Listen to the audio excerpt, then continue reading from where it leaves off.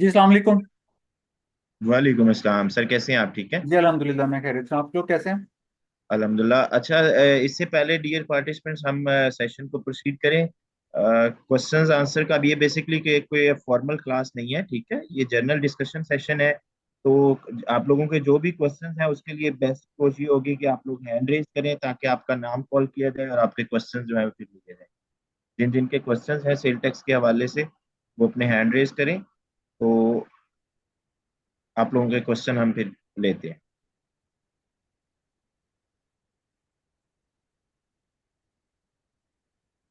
किसी का कोई क्वेश्चन नहीं है?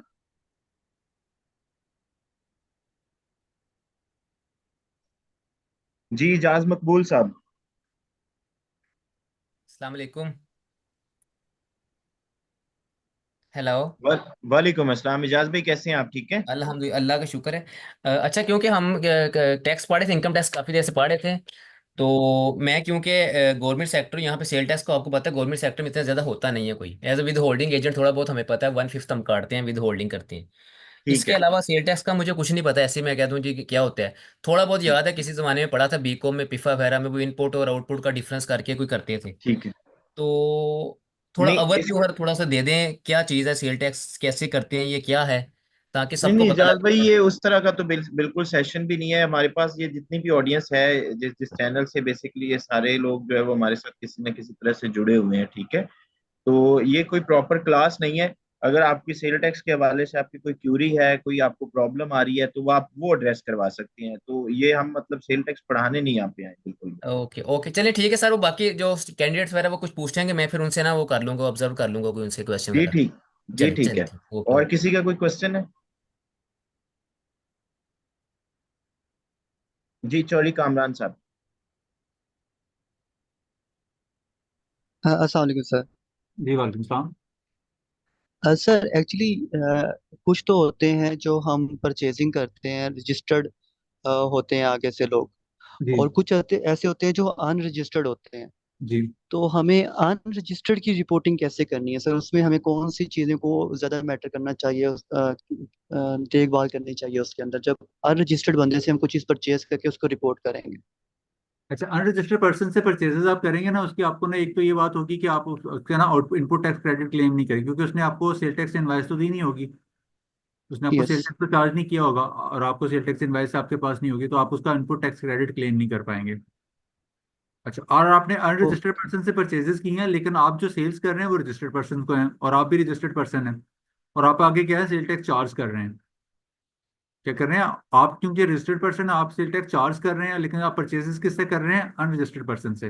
यही सिनेरियो है ना आपका? जी सर। जी, तो मतलब के तौर पे आप अपने सेल टैक्स चार्ज कर रहे हैं, अपना आउटपुट टैक्स पे कर रहे हैं, और इनपुट टैक्स आप क्लेम नहीं कर रहे हैं। तो वो एपीआर आपसे पूछेगा कि आप ये जो चीजें बेच तो रहे हैं, ये चीजें आप इसकी खरीद कहाँ दिखा रहे हैं, अपने रिटर्न में परचेजेस इसकी कहाँ से दिखा रहे हैं। क्योंकि अनरजिस्टर्ड पर्सन तो अपना एनेक्जर सी नहीं फिल कर रहा होगा ना, अपनी सेल्स नहीं रिपोर्ट कर रहा होगा एपीआर को। जबकि आप तो अपना एनेक्जर सी फिल कर रहे होंगे, अपनी सेल्स रिपोर्ट कर रहे होंगे, तो आप परचेजेस कहाँ से अकाउंट फॉर करेंगे? यही क्वेश्चन है ना आपका? बिल्कुल बिल्कुल सर, जी। बिल्कुल जी, ऐसे मैं ही। अभी आपको दिखाता हूँ कि एक सेल टैक्स रिटर्न में अनरजिस्टर्ड पर्सन से परचेजेस कहाँ से कैसे रिपोर्ट होती हैं। Thank you sir. ये देखें, आपको रिटर्न्स मिले, नजर आ रहे हैं? जी सर। ये रिटर्न्स होते हैं, इसमें आप क्या करते हैं? यहाँ से इसको बंद करते हैं। आपने ये रिटर्न्स में आपने सेल्स लेजर वाला यहाँ पे किधर गया, इनवाइस मैनेजमेंट। ये सेल्स लेजर आ रहा है आपको नजर? इस सेल्स लेजर जी में सर। जाते हैं, यहाँ पे आप करते हैं ऐड इनवाइस, एपीआर। जब आप ऐड इनवाइस करते हैं, यहाँ पे आपको दो टैब नजर आ रहे होंगे। क्या नजर आ रहे होंगे? दो टैब नजर आ रहे होंगे। एक टैब है परचेजेस का, एक टैब है सेल्स का, और एक टैब है परचेजेस का। तो यहाँ पे आप परचेजेस में क्या करेंगे? एक मिनट। ये आपको नजर आ रहा है सेल्स वाला, और ये आपको दूसरा नजर आ रहा है परचेजेस वाला। ये जो परचेजेस वाला है ना, ये अनरजिस्टर्ड पर्सन से जो परचेजेस होती है ना,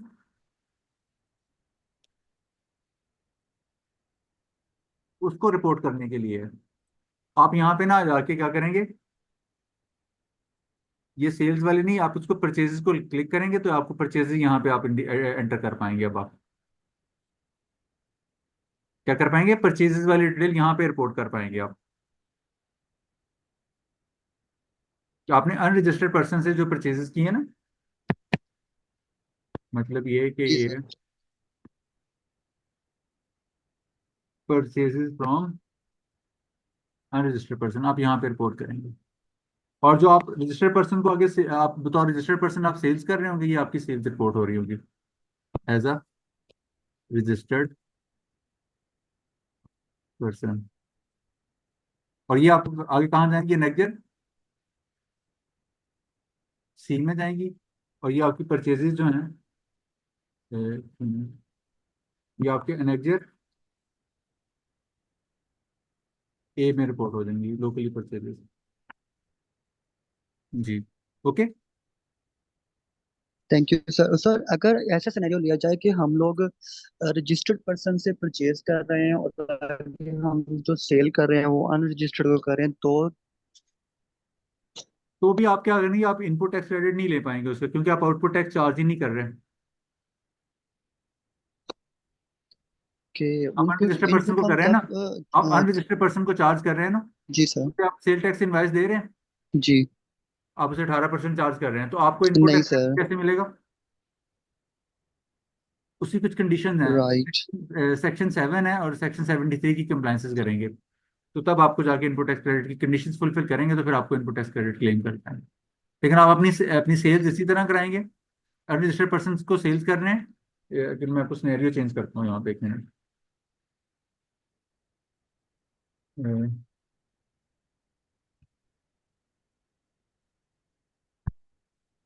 आप हैं एक, ये स्क्रीन नजर आ रहा है आपको, जी सर। आप हैं एक रजिस्टर्ड पर्सन, और आप क्या कर रहे हैं, सेल्स कर रहे हैं किसको, एक अनरजिस्टर्ड पर्सन को। किसको, एक अनरजिस्टर्ड पर्सन को सेल कर रहे हैं, और आप परचेजेस किन से कर रहे हैं, एक रजिस्टर्ड पर्सन से। यहाँ पे आप इनपुट टैक्स होगा और यहाँ पे आपका आउटपुट टैक्स होगा। अच्छा, जब आप अनरजिस्टर्ड पर्सन को सेल करेंगे ना, तो यहाँ आउटपुट टैक्स के साथ आपने 3% फर्दर टैक्स भी चार्ज करना है, अनलेस कि आपको एग्जेम्पशन हो, अनलेस आपको SRO 468 के तहत एग्जेम्पशन हो। अगर आपको 460 तहत के तहत एग्जेम्पशन है तो फिर आपने फर्दर टैक्स नहीं चार्ज करना, अनलेस, फिर आपने फर्दर टैक्स नहीं चार्ज करना, अदरवाइज आपने क्या करना है, फर्दर टैक्स चार्ज करना है आउटपुट के साथ। और आप इनपुट टैक्स क्लेम करने के लिए क्या करेंगे, अपनी कंडीशंस फुलफिल करेंगे, जो कि सेक्शन 7, 8 और सेक्शन 73 में बयान की हुई है। इनपुट टैक्स की इनपुट टैक्स क्लेम करने के लिए ना कंडीशंस हैं, वो मैं अभी आपको दिखा देता हूँ। किधर गया, ये देखें।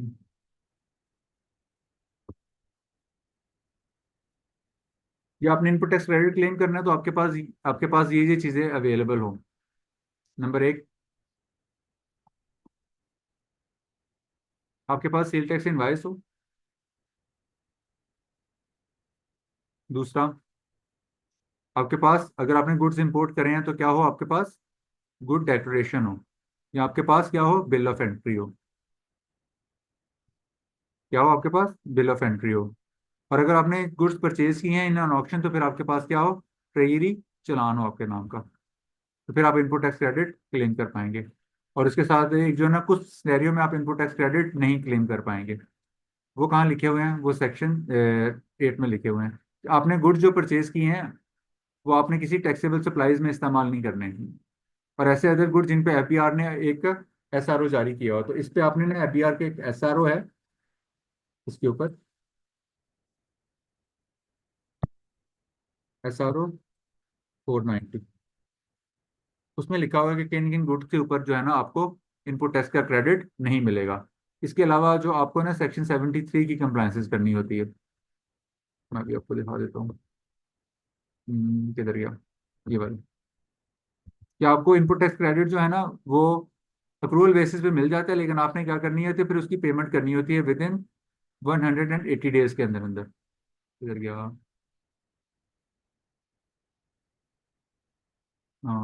इन बैंक ईयर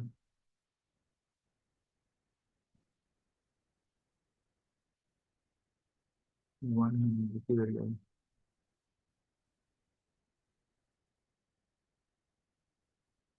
ये देखें,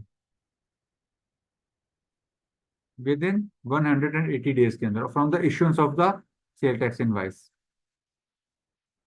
अदरवाइज क्या होगा, आपको इनपुट टैक्स क्रेडिट क्लेम नहीं होगा। अगर आप ये पेमेंट विद इन 180 डेज नहीं करते तो आपको इनपुट टैक्स क्रेडिट नहीं मिलेगा।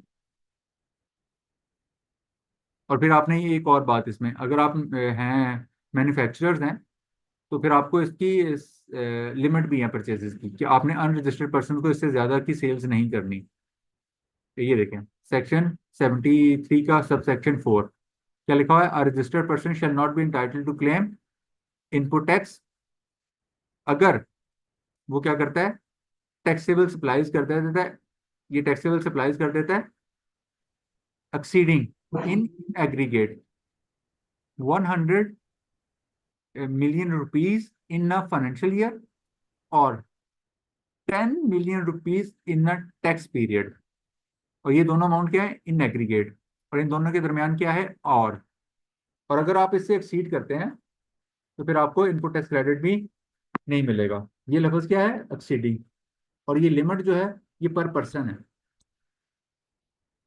और ये लिमिट क्या है, पर पर्सन है,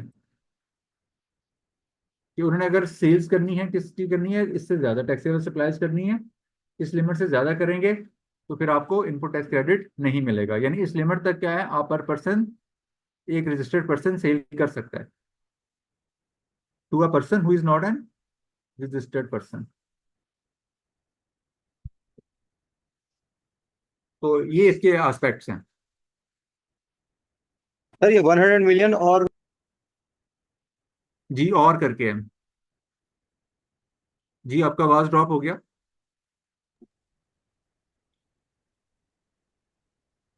सर 100 मिलियन और 10 मिलियन ये लिमिट है। जी, ये जो 100 मिलियन है इन अ फाइनेंशियल ईयर है, ये क्या है, 100 की मिलियन क्या है, इन अ फाइनेंशियल ईयर है, और 10 मिलियन क्या है, इन अ टैक्स पीरियड है।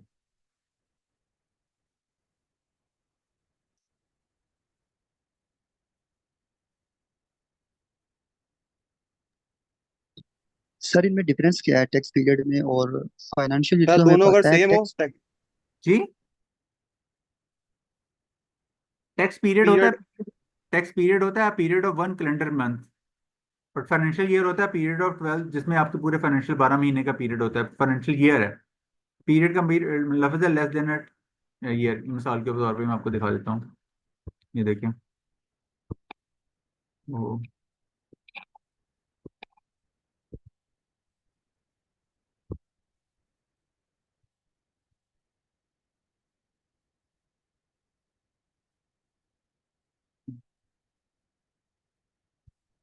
ये देखें,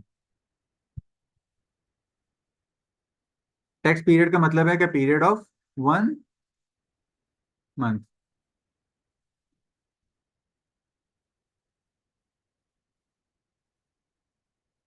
अच्छा सेल्स टैक्स का तो 1 महीना होता है ना। जी जी, वही बता रहा हूँ, टैक्स पीरियड उसी को कहते जी हैं। जी ठीक। जी, सर जी आई होप पहले आपकी हम जब क्यूरियोसिटी क्लियर होगी।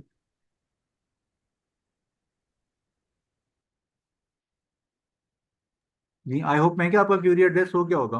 जी sir. Sir S R O four yes sir. Twenty sir ये एस आर ओ 428 जो है ये रिटेलर्स के लिए है जो अ, यानी इनका विथहोल्डिंग टैक्स डिडक्ट करना होता है, यानी मकसद रिटेलर्स के हवाले से जो अभी नया रकम एस आर ओ 428 आया है रिटेलर्स के हवाले से आया ना। जी जी, अ, तो सर ये इनका फर्दर टैक्स एग्जाम्प्ट है और यानी जीएसटी विद होल्ड कर सकते हैं इसके ऊपर ना। जी जी ऐसे ही।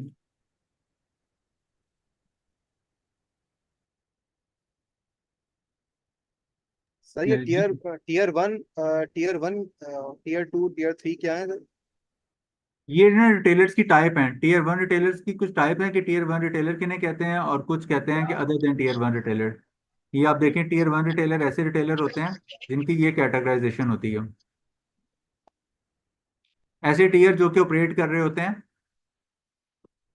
ऐसे रिटेलर जो कि ऑपरेट कर रहे होते हैं as a unit of national और इंटरनेशनल चेन ऑफ स्टोर के तौर पे, या ऐसे रिटेलर होते हैं जो कि किसी एयर कंडीशंस शॉपिंग मॉल में, शॉपिंग प्लाजा में, या किसी सेंटर में ऑपरेट कर रहे होते हैं। या वो unit of national international chain of store के तौर पे ऑपरेट कर रहे होते हैं, या किसी एयर कंडीशन में, या उनका cumulative electricity bill during the immediately preceding 12 month exceed कर जाए 12,000 से। या होलसेलर कम रिटेलर जो कि एक बल्क इंपोर्ट्स और सप्लाई में एंगेज होते हैं of the consumer goods on wholesale basis as well as retailer basis to the general, उनको भी क्या कहते हैं, टीयर वन रिटेलर्स कहते हैं। और जहाँ ऐसे रिटेलर्स होते हैं जिन्होंने पॉइंट ऑफ सेल इंस्टॉल किया होता है for accepting payments through debit credit card के थ्रू पेमेंट रिसीव कर रहे होते हैं, उन्हें क्या कहते हैं, टीयर वन रिटेलर्स।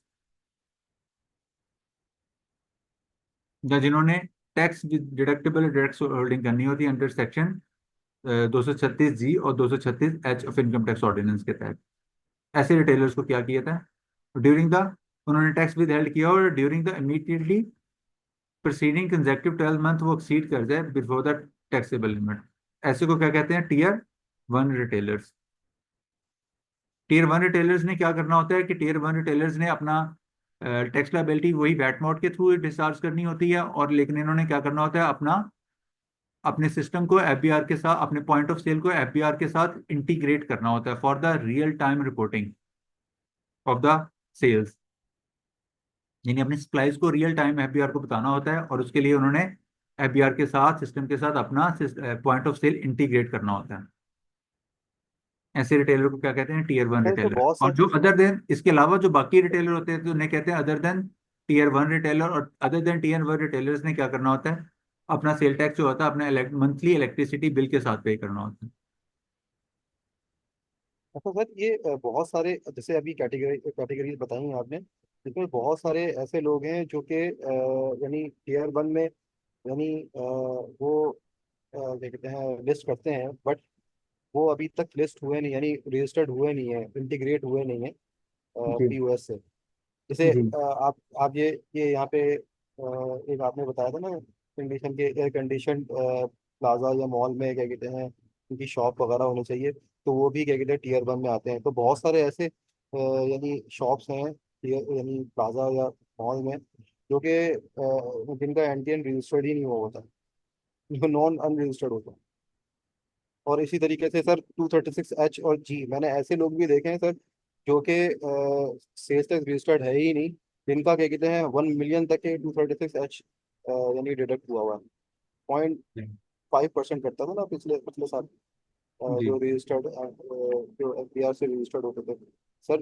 तो वो भी क्या कहते हैं टीयर वन में फॉलो करते हैं, मगर वो रजिस्टर्ड हुए नहीं। तो इसका क्या सर क्या इनको एफबीआर क्या कहते हैं इनको यानी फॉलो अप करेगा इनको, इनको टैक्स नेट में लेकर आएगा टीयर जी, वन में? इनको टैक्स लेट में लाने के लिए तो ये सारा SRO 350 और बाकी जो है ना इनिशिएटिव्स लिए गए थे, जिसपे इतना ज्यादा शोर मचा था, 236 जी को हटाया, एच को हटाया, तो उन्होंने कहा कि ये सब पे लागू हो जाएगा। पहले स्पेसिफाइड सेक्टर्स के ऊपर था, फिर बाद में से उसको हटा दिया। तो उसमें से जो आपके पहले, सबसे पहले फार्मास्यूटिक वो पेट्रोलियम वालों ने चार्ज शुरू किया, और उसके बाद फ्लोर मिल वालों ने किया, और तीसरे सीमेंट वाले करने के लिए कोशिशें कर रहे हैं। तो वो आहिस्ता आहिस्ता देखें, 236 जी और 236 एच का जो पर्पज है ना, वो टैक्स कलेक्शन नहीं है, वो एक्चुअली इंफॉर्मेशन कलेक्ट करने के लिए। वो देखिए 1%, 0.1% ऑफ द सेल्स का कितना टैक्स होता है, बिल्कुल मामूली सी अमाउंट होती है।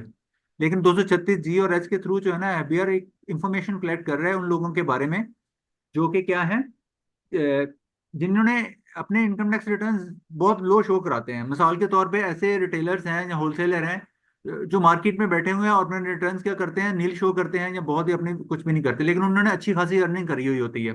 ये जो जिस तरह हमारे शहरों में मुख्तलिफ जगह मार्केट्स हैं, पिंडी में चले जाएं, राजा बाजार की मार्केट है, फुवारा चौक के पास मार्केट है, बारह मार्केट है।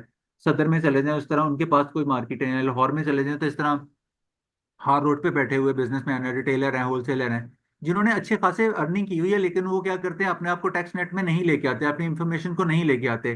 तो फिर एफबीआर ने उनको टैक्स नेट में लाने के लिए क्या किया, उन्होंने कहा कि जो जहां से ये सामान परचेज करते हैं ना, इनको कोई सामान तो प्रोवाइड करके देता होगा ना, ये खुद तो ट्रेडर है, मैन्युफैक्चरर तो नहीं है ना। 236 जी में जो लोग आते हैं वो, उस पे उन्होंने मैन्युफैक्चरर से ना ऑब्लिगेशन दिया कि आप क्या करें, जब इनको चीजें सेल करें तो आप इनसे टैक्स कलेक्ट करें और उनसे इंफॉर्मेशन कलेक्ट करें। तो अभी जो है ना, लाहौर में भी और बाकी जगहों पे भी बहुत ज़्यादा जो है ना, ये मार्केटों में लोग फिरने लग पड़े थे, और वो आके पूछते थे दुकानदार वालों से कि आपने अपना सेल टैक्स में रजिस्टर्ड है या नहीं, अपना एनटीएन दिखाएं, आप रजिस्टर्ड हैं या नहीं। वो रजिस्टर कर रहे थे। तो वो देखें, वो लोगों को इस टैक्स नेट में लेके आ रहे हैं और इस तरह इनके बारे में इंफॉर्मेशन इकट्ठी कर रहे हैं। अब लाहौर में चंद एक बड़े इस तरह बड़े बड़े माल है, वहाँ वहाँ वहाँ पे जाके लोगों को ट्रेस करना कोई बड़ी बात तो नहीं, इंफॉर्मेशन कलेक्ट हो रही है, और वो इस चीज़ को बड़ी विग्रेसली जो है ना, अग्रेसिवली फॉलो अप कर रहे हैं कि इन लोगों को टैक्स नेट में लाया जाए, जो कि टैक्स नेट में नहीं है और उनको टैक्स नेट में होना चाहिए। अगर हम उनकी उनके एसेट्स देखें, उनकी देखें ना, उनका लाइफ स्टाइल देखें, तो उनकी अच्छे खासी, मतलब एक अच्छा लाइफ स्टाइल होता है उनका, लेकिन वो अपनी इनकम क्या दिखाते हैं, इनकम टैक्स रिटर्न में वो उससे मुताबिकत नहीं रखती। तो वो फिर उन्होंने क्या किया कि उनको टैक्स नेट में लाने के लिए उनके बारे में इंफॉर्मेशन उससे कलेक्ट करना शुरू कर दी, कि जो कि क्या है, जहां से वो माल खरीदते हैं, मतलब कि इम्पोर्टर या मैन्युफैक्चरर। और एफबीआर इसको बड़े रिगरसली और एग्रेसिवली इसको फॉलो अप कर रहा है, और ये मार्केट में चीखो पुकार भी हो रही है इस पर। सर जैसे मैं एक कंपनी में काम करता हूँ, वसीम एंटरप्राइज, वो एक्सपोर्टर, टेक्सटाइल एक्सपोर्टर। जी। हमें कल एक नोटिस मिला है 176 का, नोटिस टू ऑब्टेन डॉक्यूमेंट्स।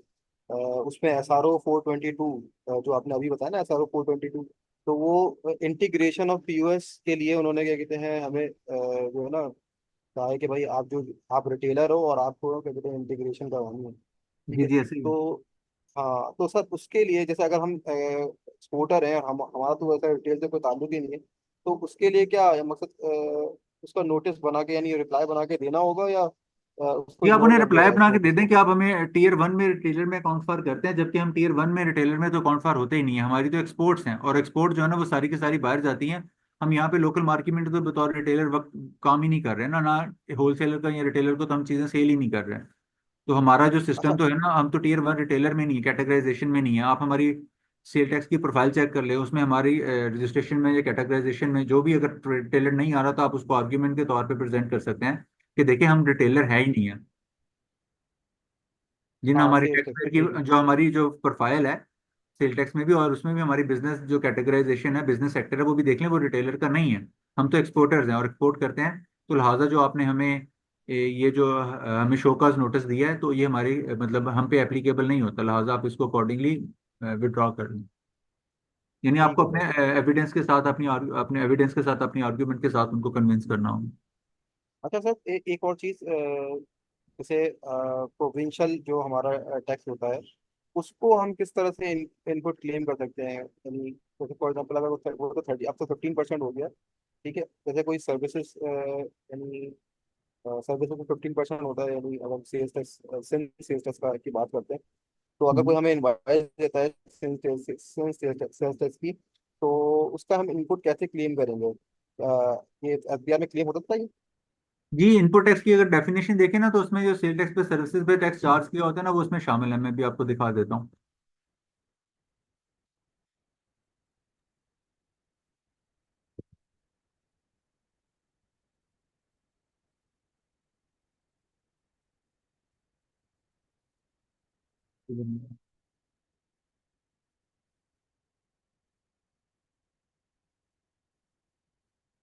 ये देखें,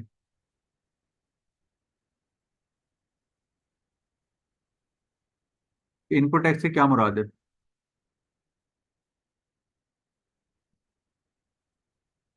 इसमें वो शामिल है जो कि, ये देखें, इसमें शामिल है provincial sale tax levied on services rendered.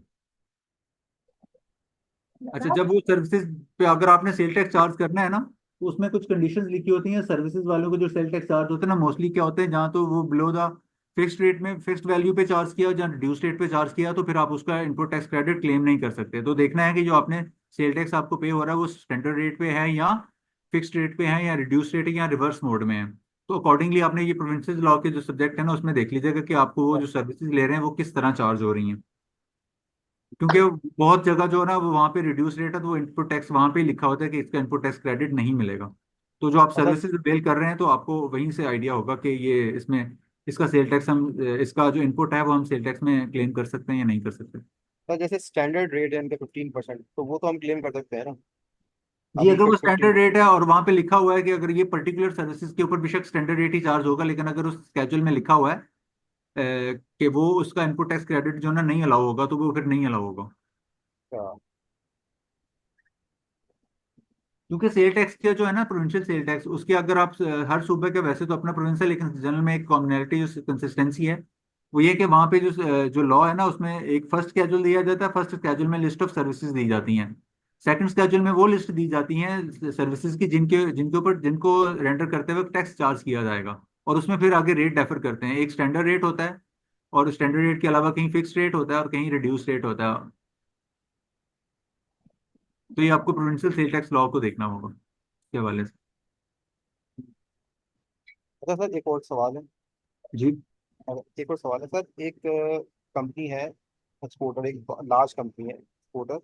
वो जी। CMT यानी यानी अपना कुछ फैब्रिक देती है किसी छोटी कंपनी को कि भाई अपना WIP वैसे शेयर कर देती है किसी छोटी कंपनी को, क्योंकि उसके पास WIP इतना होता है कि उसको टारगेट कंप्लीट करना होता है, प्रोडक्शन कंप्लीट करना होता है, तो उसके पास प्रोडक्शन कैपेसिटी इतनी नहीं होती, तो वो छोटे लोग यानी छोटे जो मैन्युफैक्चरर्स हैं उनको दे देती है कि आप भी WIP शेयर करके मेरा टारगेट पूरा कर दो। तो यानी उस सिचुएशन में जो छोटी वाली जो फर्म होती है वो सेल्स टैक्स रजिस्टर्ड नहीं होती।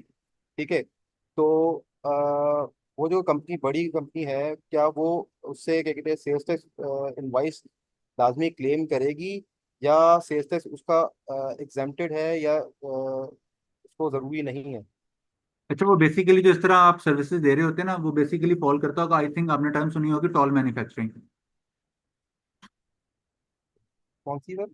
Toll manufacturing. नहीं sir.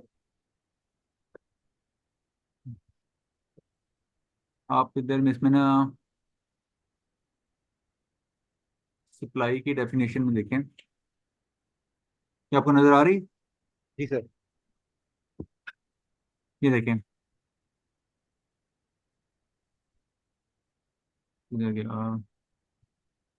In case of manufacturing of goods, supply की डेफिनेशन में ये चीज शामिल है, मतलब ये चीज सप्लाई काउंट होगी।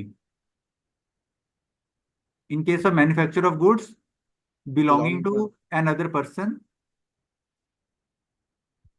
और उसकी ट्रांसफर या delivery to the owner of owner या उसके किसी पर्सन को, इसको क्या कहते हैं? Toll manufacturing. तो टॉल मैन्युफैक्चरिंग सप्लाई की डेफिनेशन में आती है और ये एक टैक्सेबल एक्टिविटी होती है। तो जो टॉल मैन्युफैक्चरर है, जो आपके जो स्मॉल क्या कहते हैं मैन्युफैक्चरर, हाँ। मैन्युफैक्चरर्स हैं, वो क्या कर रहे हैं, रॉ मटेरियल आपसे ले लेते हैं, सिर्फ अपने ना हाँ, मैन्युफैक्चरिंग फैसिलिटी जो है ना वो यूज करते हैं, और आपके वापस कर दें। रॉ मटेरियल को फिनिश गुड्स में कन्वर्ट करके आपको रिटर्न कर देते हैं। ऐसा ही है। जी जी जी, बिल्कुल ऐसे ही है। वो इसको कहते एक्सपोर्ट हैं, सर्विसेज में जैसे उनका ये एक्सपोर्ट तो बहुत सर्विसेज होता का है। टैक्स भी कट। जी।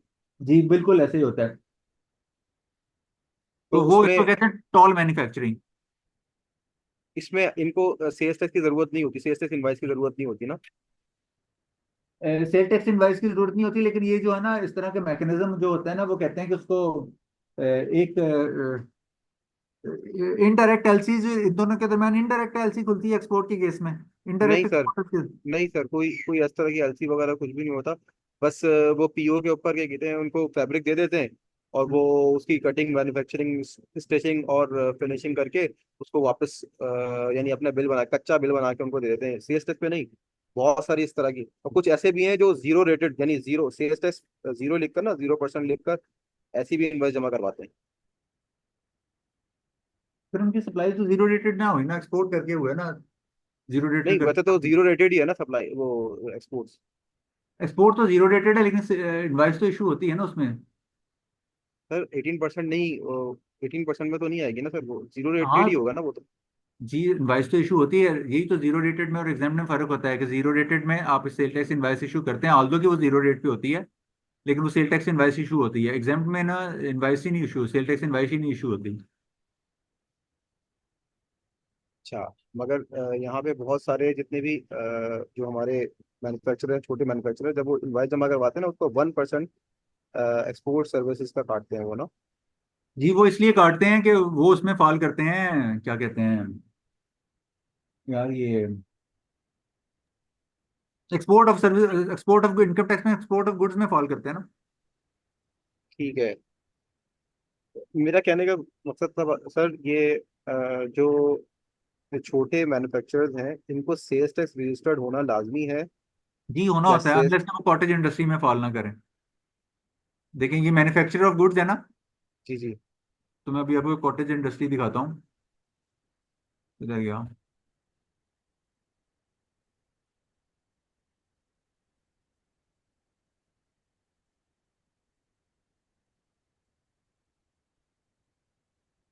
ये देखें कि ऐसे मैन्युफैक्चरिंग कंसर्न्स जो कि कॉटेज इंडस्ट्री में फॉल करते हैं, ये लोग जिनके पास इंडस्ट्रियल गैस का कनेक्शन नहीं होता, इलेक्ट्रिसिटी का कनेक्शन नहीं होता इंडस्ट्रियल, जहाँ वो किसी रेजिडेंशियल एरिया में लोकेटेड हो। तो ऐसे लोग जो होते हैं उनको कहते हैं कॉटेज इंडस्ट्री, ये छोटे छोटे जो होते हैं लोग। अगर तो ये कॉटेज इंडस्ट्री की डेफिनेशन में आते हैं तो फिर इन्हें मैन्युफैक्चरिंग होने के बावजूद इन्हें सेल टैक्स में रजिस्ट्रेशन की रिक्वायरमेंट नहीं है। सर ये तो सब ये अगर इससे कॉटेज ज्यादा है इंडस्ट्री तो में फिर नहीं आएंगे अगर ये सर। इससे ज्यादा है तो फिर उन्हें सेल टैक्स में रजिस्ट्रेशन रिक्वायर्ड है। अगर वो इन कंडीशंस को फुलफिल नहीं करते, यानी ये चार कंडीशन जो लिखी हुई हैं, तो फिर वो कॉटेज इंडस्ट्री से हम्म। बाहर निकल जाते हैं, तो फिर उनको सेल टैक्स में रजिस्ट्रेशन रिक्वायर्ड हो जाती है। देखिए सेल टैक्स में लिखा हो ना रजिस्टर्ड पर्सन। तो अब वो रजिस्टर्ड सारे पर्सन से जितने भी है मुराद सारे ये नहीं है कि सीएमटी। अब यहाँ की जी। उसकी रजिस्टर्ड पर्सन की डेफिनेशंस पढ़े ना अगर आप, हम्म। ये देखें किधर गया रजिस्टर्ड पर्सन। अब ये नहीं है रजिस्टर्ड पर्सन तो एक था ना जो पर्सन एक्चुअली रजिस्टर्ड है, इसके अलावा जो पर्सन जिसको रजिस्टर्ड होना चाहिए रजिस्ट्रेशन पर्सन से वो भी मुराद है। कल को वो रजिस्टर्ड पर्सन को कह सकते हैं कि भाई आप इस पे अपना आउटपुट टैक्स हमें दें, आपको इस पे आउटपुट टैक्स चार्ज करना था, आपने नहीं किया, लिहाजा आप क्या थे, हमारी नजर में रजिस्टर्ड पर्सन है, क्योंकि आपको क्या होना है, लायबल टू बी रजिस्टर्ड, यानी आपको रजिस्ट्रेशन होना चाहिए था, आपने रजिस्ट्रेशन नहीं है, लिहाजा आप इसको आउटपुट टैक्स आपसे चार्ज हो सकता है इसमें। इररिस्पेक्टिव कि वो जीएसटी से रजिस्टर्ड हो या ना हो, इररिस्पेक्टिव। जी हाँ, ना भी हो तो देखें, उन्हें कहते हैं ना कि लायबल टू बी रजिस्टर्ड, उन्हें रजिस्ट्रेशन होना चाहिए, तो लॉ होना उन्हें चाहिए। कानून क्या ट्रीट करता है कि वो रजिस्टर्ड है। कल को वो उनको आउटपुट टैक्स का नोटिस दे सकते हैं कि आपको ये सप्लाईज के ऊपर आउटपुट टैक्स चार्ज करना था, आपने नहीं किया, लिहाजा अब आप अपने पास से ये आउटपुट टैक्स हमें पे करें, क्योंकि आप क्या है, कानून की नजर में इनपुट टैक्स हैं और तो रजिस्टर्ड पर्सन में। इस तरह का कोई नोटिस वगैरह आया हुआ है सर जी बहुत कि सारे लोगों आपके? को आते हैं, बहुत लोगों को आते हैं। सर वो अगर शेयर करेंगे? देखिए किसी का पर्सनल होता है, उसको शेयर करना तो मतलब एक कॉन्फिडेंशियलिटी को पेयर करने वाली बात। का नाम हटा के कर दें। जी उसमें उसमें जो क्रक्स उसका यही होता है कि आप क्या हैं, आप लायबल टू बी रजिस्टर्ड थे, लिहाजा हम आपको रजिस्टर्ड पर्सन ट्रीट करते हैं, और आपने ये जो सप्लाईज करी हैं इसके ऊपर आपको सेल टैक्स चार्ज करना चाहिए था, आपने नहीं करा, तो लिहाजा आप क्या करें, हमें ये आउटपुट टैक्स पे करें। और अभी देखिए ये एफबीआर जो है ना आहिस्ता आहिस्ता ये देखिए उसने टैक्स फ्रॉड की डेफिनेशन को कितना किया है, एक्सपैंड किया है इस दफा। जी जी। जी जी, इस दफा एक्सपेंड कर दिया। किधर गया, ये देखें, ये जो आपको रेड नजर आ रहा है ये फाइनेंस एक्ट 2024 के जरिए चेंजेस आई हैं, तो वो कह रहे हैं कि आप अपनी सप्लाईज को इस तरह सप्रेस कर लें, जो ऐसी सप्लाईज थी तो जिन पे टैक्स चार्ज होना चाहिए था और आपने उनको सप्रेस किया, जो आपने फेक इनपुट टैक्स क्लेम किया, जो आपने issuance of any tax invoice without supply of goods, तो ये सारे देखें सेल टैक्स की डेफिनेशन में कितनी उन्होंने वसत, यानी टैक्स फ्रॉड की डेफिनेशन को कितना वसी कर दिया। एक्सपेंड कर दिया। जी। जी सर ये अगर आपने बताया था थोड़ी देर पहले, 180 डेज से पहले अंदर, यानी 180 डेज यानी एक लिमिट है, यानी 180 डेज के अंदर अंदर आपने पेमेंट करनी होती है इसकी, ऑनलाइन या सेक्शन 73 चेक की दो। सूरत में आपने यानी ट्रांजेक्शन। जी जी जी। तो अगर जैसे अगर हम 50% पेमेंट करें और फिर 180 डेज से आगे चले जाए, पेमेंट कुछ ना कुछ आई होनी चाहिए या 100% पेमेंट होनी चाहिए इनवाइस की? ये देखें वो कह रहा है कि तमाम पेमेंट करनी चाहिए ना, पार्शियल पेमेंट का जिक्र नहीं, पेमेंट पूरी होनी 100% चाहिए। पेमेंट करनी चाहिए जी 180? पार्शियल जी। अच्छा। सर यहाँ पे तो, सर यहाँ पे तो जैसे अगर हमारी एक अंडरस्टैंडिंग होती है कस्टमर के साथ, तो वो तो 180 डेज आगे तक चली जाती है इनवॉइस की पेमेंट। अब क्या वो उसमें क्या हमारा क्या कहते हैं, हाँ देखिए, टैक्स आप उसमें क्रेडिट फिर अगर मिलेगा या आप इसको टैक्स इसको वायलेट यानी करते हुए आ सकता इसको है, मतलब वायलेट नोटिस करते तो हुए नहीं अपना आया इनकम टैक्स कभी, क्रेडिट, देखिए लेकिन अगर आ आप सकता है इस तरह। 183 और इस फिर हम जस्टिफिकेशन किस तरह से देंगे इसकी? देखिए वो आपको यहाँ पे आगे इसका ना बेनिफिट भी देता है, किधर गया, जी। ये मैं बताता हूँ एक मिनट,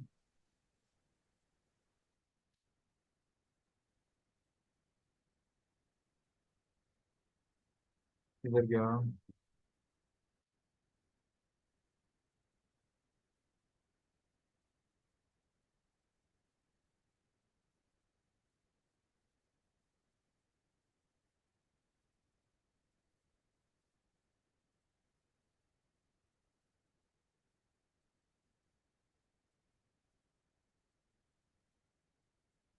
इसको क्या कहते हैं,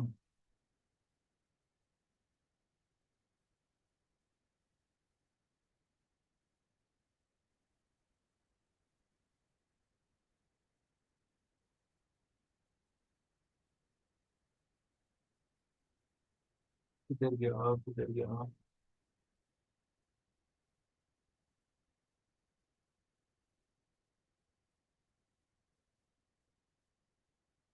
फिर इसकी एक प्रोवाइजो होती थी ना, मुझे नजर नहीं आ रही।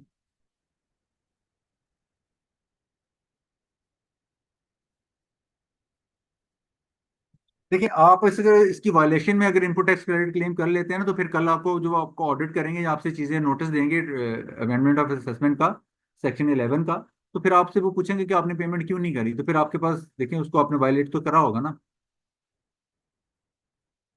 और वो पेमेंट भी आपने पता है कैसे तो करनी है। बात है, और ये कंसिस्टेंट होती जी, आपने पेमेंट भी कैसे ट्रांसफर होनी है ये देखें,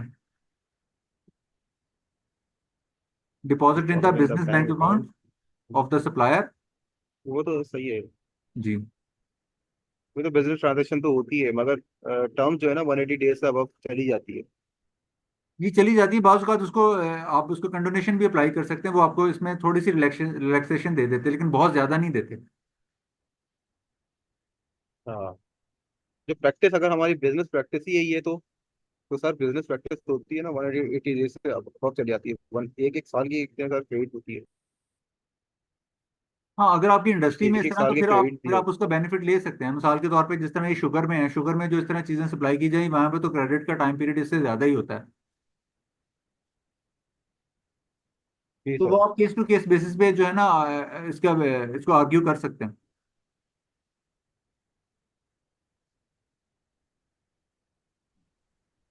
जी ठीक है Azan sir, sir, thank you. जी। होपफुली मशरूम आपका क्वेश्चन एड्रेस हो गया जी होगा। बताइए, और कोई बात। अ, सर मैं एक सवाल पूछ रहा हूँ ये एक बंदा सेल्स टैक्स में रजिस्टर्ड है वो उन्होंने मतलब पिछले 1.5 साल से रिटर्न नहीं फाइल किए जी। और उसका अकाउंट भी सस्पेंड हो गया है अभी। जी। तो अगर वो अभी जाहिर बात है पहले पेनल्टी पे करेगा फिर कमिश्नर के पास जाएगा वो उसको अलाउ करेगा ताकि वो अपने रिटर्न सबमिट कर दे। जी। जब तक सस्पेंड है वो रिटर्न भी सबमिट नहीं कर सकता। जी। तो क्या अभी अगर वो सस्पेंशन खत्म करा दे तो फिर वो इनपुट टैक्स क्लेम कर सकता है? इनपुट टैक्स जो है ना अपने पिछले 6 महीनों तक का क्लेम कर सकते हैं हम।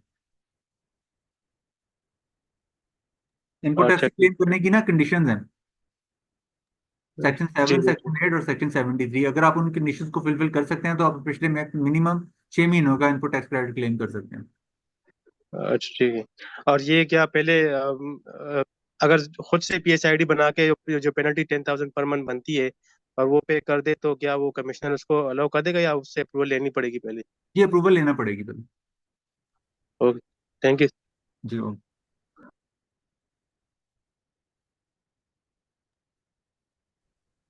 जी और कोई बात। अस्सलाम वालेकुम सर। जी वालेकुम सलाम। सर, अच्छा सर ये क्वेश्चन है कि मैंने आज एक चालान बनाया है, अभी इसका ऐड पोर्टल में उसका एडिशन नहीं हुआ चालान का ना, पेमेंट मैंने पे की है। तो ये क्या इशू चल रहा है, कोई पोर्टल का इशू है? तो पीएसए की पोर्टल का बाज़ का क्रिएट थोड़ा की है, हैंग हो मेल भी जाता मेरी आ। है।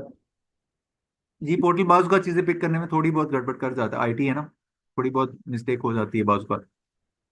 परेशानी वाली बात नहीं है, आपको मिल जाएगा। तो ये 24 आवर्स के बाद हो जाएगा अपलोड? ये इंशाल्लाह हो जाता है, बाज़ का सिस्टम जो है ना कोई ग्लिच आ जाता है सिस्टम में, तो वो हो जाता है नॉर्मली, लेकिन कभी कभार ग्लिच आ जाता है। तो फिक्र वाली बात नहीं, अगर आपने पेमेंट कर दी, आपको ईमेल आ गई है, तो आपके पास एविडेंस है, आप इंशाल्लाह चीजें हो जाएंगी। आप उनकी हेल्पलाइन, अगर नहीं होता तो आप उनकी हेल्पलाइन पे कहिएगा कि ये सारी चीजें मुझे मेल भी आई है और इस प्रोसेस में थोड़ा हॉल्ट हुआ हुआ है, तो आप प्लीज इसे देख दें, तो अब वो कर देते हैं। उन्होंने एग्जाम्प्ट की भेज दी है मुझे, तो ये जी, क्या इसमें डिफरेंस है? किसमें? एग्जाम्प्ट और जीरो रेटेड। जी, एग्जाम्प्ट सप्लाईज जो होती है ना, उसमें आपको, अगर आप सिर्फ और सिर्फ एक्सक्लूसिवली डील कर रहे हैं किसी एग्जाम्प्ट सप्लाईज में, तो फिर आपको जो है ना सेल टैक्स में रजिस्ट्रेशन की जरूरत नहीं होती, आप सेल टैक्स इनवाइस नहीं इशू करते। जबकि जीरो रेटेड जो होती है उसमें आप सेल टैक्स इनवाइस इशू करते हैं और आपको इनपुट टैक्स क्रेडिट मिल जाता है, जबकि एग्जाम्प्ट सप्लाईज में इनपुट टैक्स क्रेडिट नहीं मिलता। सिक्स अच्छा एग्जाम्प्ट तो सप्लाईज जो है ना वो लिखी हुई हैं सिक्स स्केड्यूल में, और जो जीरो रेटेड सप्लाईज हैं वो लिखी हुई हैं फिफ्थ स्केड्यूल में। अच्छा अच्छा सर, इसमें दूसरा में इसमें क्लेम हम करते हैं इलेक्ट्रिसिटी बिल एग्जाम्प्ट रेटेड में? एग्जाम्प्ट में नहीं अलाउ होता ना आपको इनपुट टैक्स क्रेडिट। अच्छा, एग्जाम्प्ट में नहीं अलाउ होता? जी, आप अगर एग्जाम्प्ट सप्लाईज कर रहे हैं तो फिर आपको इनपुट टैक्स क्रेडिट नहीं मिलता। ये देखिए, मैं आपको दिखा देता अगर हूँ। जीरो रेटेड की कर रहे हैं तो उसमें होगा? जी, उसमें मिल जाता है। उसमें मिल जाता है। तो ये क्या जी, है, बी ये आर ने लिखा हुआ है पहले हम कि अगर आप पूरा साल। अदर देन टैक्सेबल सप्लाईज, यानी आप जीरो रेटेड एग्जाम्प्ट सप्लाईज कर रहे हैं, तो फिर आपको इनपुट टैक्स क्रेडिट नहीं मिलेगा। नॉट बी इंटाइटल्ड, ये लिखा हुआ है। अच्छा, पूरा साल हमने जीरो रेटेड पे रिटर्न किया है। अभी ये जो 2024-25 चल रहा है सेल टैक्स का ईयर, तो इसमें जुलाई के हम कर रहे हैं, तो उसमें एग्जेम्प्ट उन्होंने दी है हमें। तो जो तो उसमें एग्जेम्प्ट में फाइनेंस एक्ट 2024 की बाद चेंजेस आ गई होंगी ना, ये देखें। तो आप अपने देखें कि अच्छा आपकी सप्लाईज किस में फॉल करती थी, वो जीरो रेटेड से ये देखें, पहले जीरो रेटेड में फॉल करती, तो इस तरह से इन्होंने ना कुछ लाइन आइटम जहाँ पे सीरियल आइटम खत्म हो गए हैं। ये देखें, जो जो रेड हुए हुए हैं ना, ये पहले जीरो रेटेड थे, अब वो कहीं और चले गए हैं। तो आप देखें कि आपको आपके गुड्स किस कैटेगरी, किस स्केड्यूल में फॉल करते हैं। ठीक है, वो अब 6 शेड्यूल 6 टेबल 1 में है। जी, यहाँ पे देखें, आपको यहाँ पे आपको उसकी इंपोर्ट भी और लोकल सप्लाईज भी दोनों एग्जाम्पल हैं, तो आप इसमें सीरियल नंबर देख लें कि आप किसमें, अगर आपकी वो सिक्स स्केड्यूल में, तो फिर वो एग्जाम्प्ट हो गए होंगे ना। अच्छा अच्छा, ये चेंज हो गया सारा लॉ? जी, लॉ के फाइनेंस एक्ट 2024 के बाद जो है ना वो चेंज हो गया, तो 1 जुलाई 2024 के बाद फाइनेंस एक्ट इंप्लीमेंट हो गया, तो उसके बाद ये चेंजेस जो है ना बजट के थ्रू आई हुई थी, वो इम्प्लीमेंट हो जाती हैं। ठीक हो गया। थैंक जी, यू सर। जी वेलकम। अस्सलाम। जी वालेकुम सलाम। सर मुझे ये पूछना था कि 236 के जो अभी मतलब कि 0.1% या नॉन फाइलर के ऊपर 2% का आ रहा है, तो मेरा मतलब कि क्लाइंट है वो जनरल ऑर्डर सप्लायर है, और उनकी जो सप्लाई है वो मैन्युफैक्चरिंग जो यूनिट्स हैं उनमें है। तो अब जो है क्योंकि मैं सिर्फ जो है उनका अकाउंट्स और सेल टैक्स का काम करता हूँ, लेकिन उनके इनकम टैक्स के लॉयर ये कह रहे हैं कि जी उन मैन्युफैक्चरर्स के ऊपर ये टैक्स अप्लाई नहीं होता, तो आप बिल पे जो है वो 0.1% जो है उनको चार्ज ना करें। तो ये क्या हमारे मतलब कि जो ये बात आज का सही है? वेबिनार था ना, ये पर्टिकुलरली था फॉर द सेल पर्पस, और ये जो इनकम टैक्स है ना, ये आज का हमारा मतमय नजर नहीं है, तो। हम्म।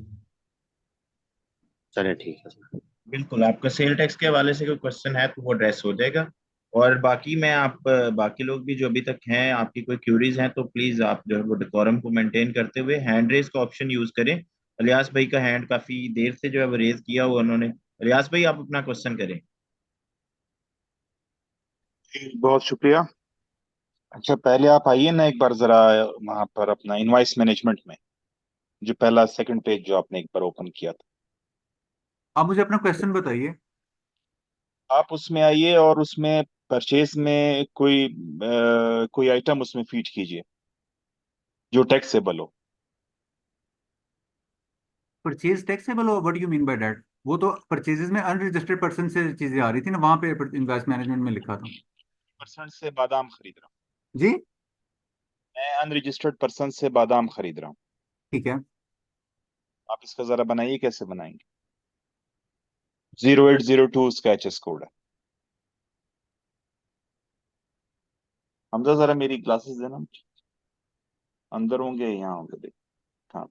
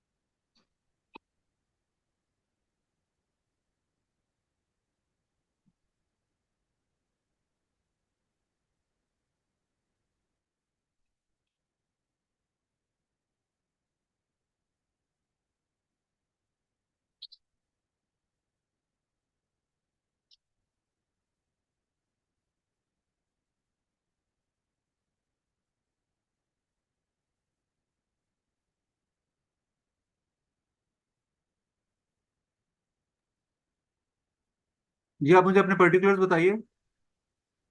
मैंने ओपन मार्केट से खरीदा है। किसी पर्सन का नाम तो एंटर करेंगे ना, जिस पर्सन से भी खरीदा, ओपन मार्केट से भी खरीदा, तो मुझे पर्टिकुलर तो देना, जो जो एरिया स्टैटिक्स हुए हैं वो मुझे इन्फॉर्मेशन प्रोवाइड करें प्लीज। मेरे पास उसका कोई नंबर नहीं है, मैंने तो राह चलते से खरीदा है। तो लेट फिर से उसकी अफगान, सर एंट्री कैसे होगी ना लियास भाई, उसकी एंट्री कैसे होगी? यही तो बात कैसे होगी। तो बस आप फिर इस तरह से क्वेश्चन करें ना आप, मतलब छोड़ें इसको बादाम।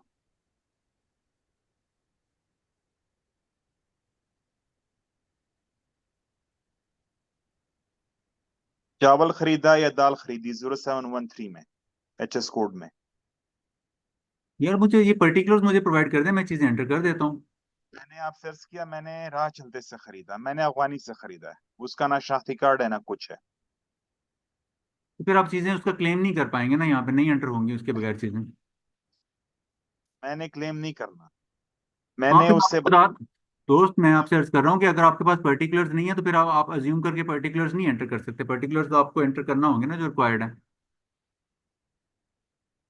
अच्छा आप आगे चलें, छोड़ दें इस सवाल को, आप आगे चलिए, छोड़िए इसको। अच्छा आप मुझे ये बताइए, 73 अगर मेरा कंप्लायंस नहीं होता है तो मुझ पर पेनल्टी दी हुई है 33 में, जी और उस शैल नॉट का लफ्ज है 73 में, ठीक है जी जी। जी। अब आप बताइए कि उसमें मेरा पूरा आपकी इनपुट। आवाज, एक तो आपकी इलियास भाई आवाज कम आ रही है, विद ड्यू रिस्पेक्ट मैं आपको इंटरप्ट कर रहा हूँ। दूसरा, आप इंस्ट्रक्शन मोड में ना आए, विद ड्यू रिस्पेक्ट, ठीक है? जो आपके ट्रेनर हैं वो भी आपके लिए वर्दी हैं। आप क्वेश्चन मोड में आए, इंस्ट्रक्शन मोड में ना आए, विद ड्यू रिस्पेक्ट। जी जी ठीक आपने इनिशियली भी जब क्वेश्चन शुरू किया, that was not the right way to ask a question, कि आप इस तरह से करें, आप इस तरह से करें। नहीं सर, ये इस तरह से नहीं होता। है। मुझे बताऊं कि मैं क्यों तपा हुआ था, मैंने आधे घंटे से हैंड रेस किया हुआ था, चल और मैं सर, उसके लिए एक और ऑप्शन हो सकता है, तो आप इस तरह तो नहीं करें ना। आप वो मेरे साथ बात कर लें, आप अपना वो पॉइंट रेज करें। बाकी पार्टिसिपेंट्स के साथ मैंने उनको पहले भी कहा है कि आप थोड़ा सा डेकोरम का ख्याल रखें, ठीक है? लेकिन आपने ट्रेनर को जिस तरह से मुखातब किया, that was not the appropriate way sir. Sir आप नाराज ना हो, हम लोग का लहजा ही इस तरह का है कोयटा वालों नहीं इलियास का। भाई, किनका लहजा इस तरह से है?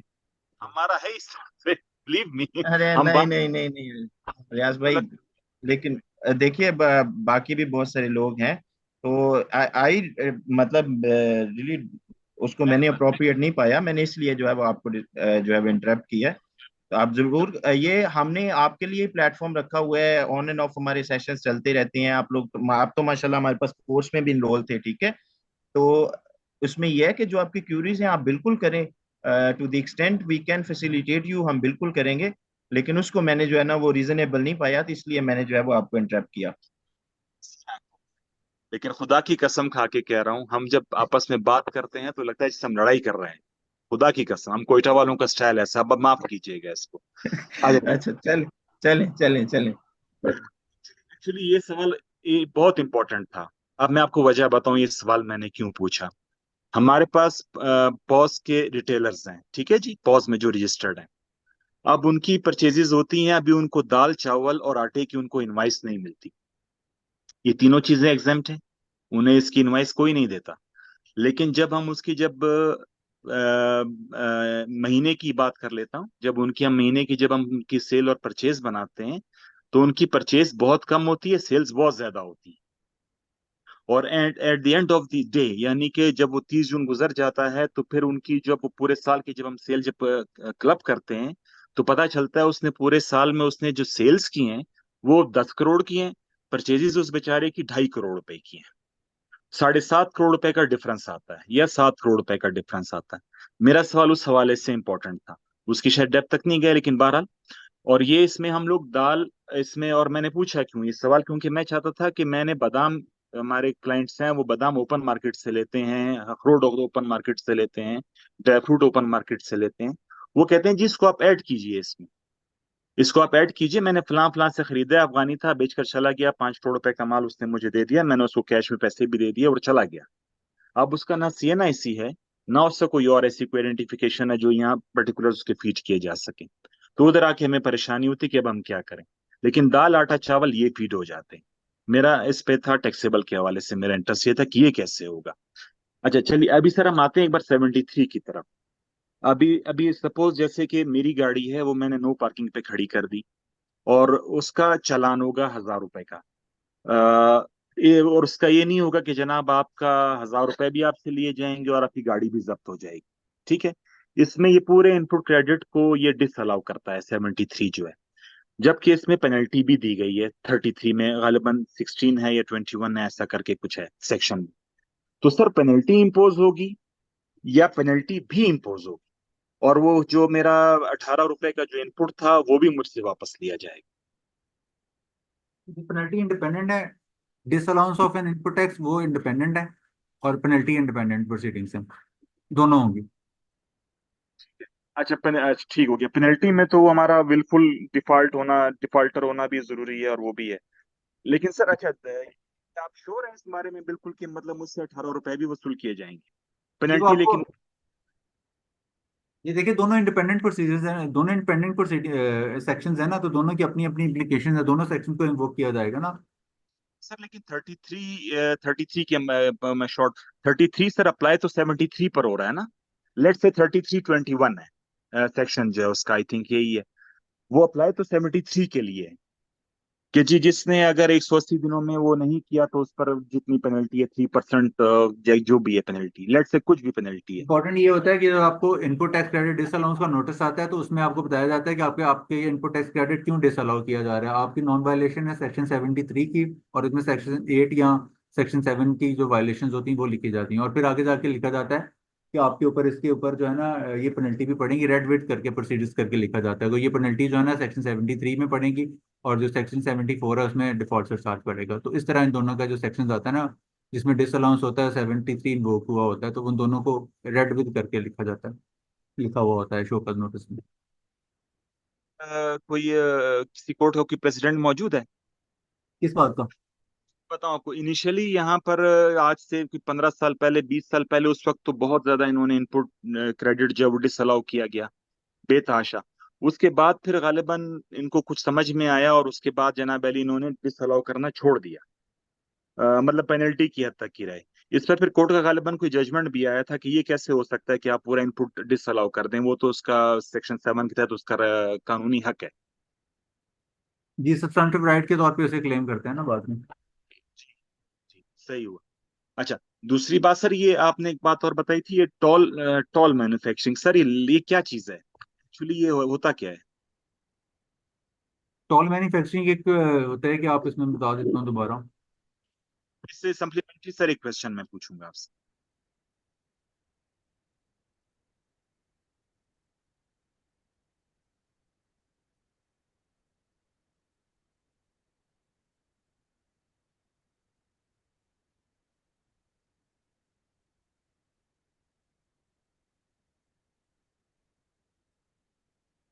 ये देखें, ये होता है कि मैन्युफैक्चरिंग ऑफ गुड्स, क्या आप अपने जो है ना, आपके पास आप रॉ मटेरियल देते हैं अपने एक पर्सन को, वो पर्सन के पास क्या होती है, मैन्युफैक्चरिंग फैसिलिटी होती है, तो वो रॉ मटेरियल को फिनिश गुड्स में अपनी मैन्युफैक्चरिंग फैसिलिटीज को इस्तेमाल करते हुए लेबर और एज फेच ओवरहेड्स को लगा के उस रॉ मटेरियल को ना फिनिश गुड्स में कन्वर्ट करके आपको रिटर्न कर देता है। इसको कहते हैं टॉल मैन्युफैक्चरिंग।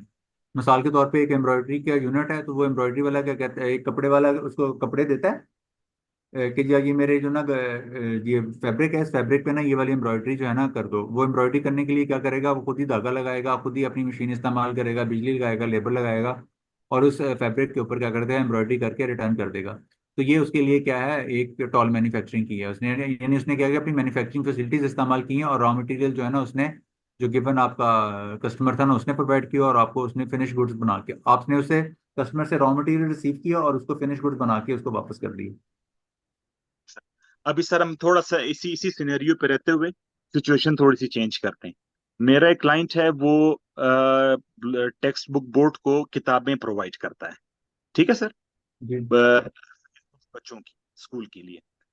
अच्छा, वो अपना ये रिम खरीदता है और उस पर 18% जीएसटी भी पे करता है, जी और वो लाहौर में किसी कंपनी को देता है जहां पर प्रिंटिंग होती है, कटिंग, प्रिंटिंग, बाइंडिंग, ये 3 प्रोसेस होते हैं। जी उसके बाद वो बुक्स, अभी उसने रिम पर तो उसने डेफिनेटली जीएसटी पे किया।